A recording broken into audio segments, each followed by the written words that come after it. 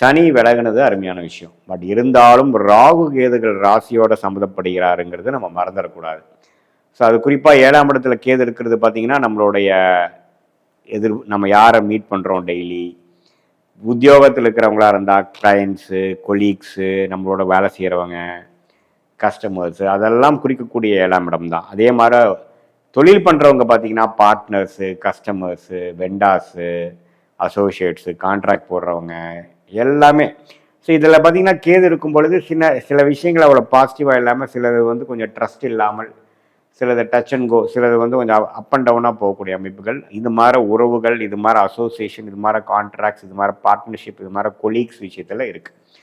இதில் லக்னத்தில் வேற ராகு இருக்கிற ராசியில் ராகு இருக்கும் பொழுது குரு பார்வை பெறுவதனால சில விஷயங்கள் வந்து பாசிட்டிவாக இருந்தாலும் சம்டைம்ஸ் குழப்பங்கள் கொடுக்கும், உறவுகளில் குழப்பங்கள் கொடுக்கும், யாரையும் நம்ப முடியாத மாதிரி ஒரு அமைப்பு கொடுக்கும். அதே சமயத்தில் 2ஆம் இடத்துல சனி இருக்கிறாருன்னு மறந்துடக்கூடாது.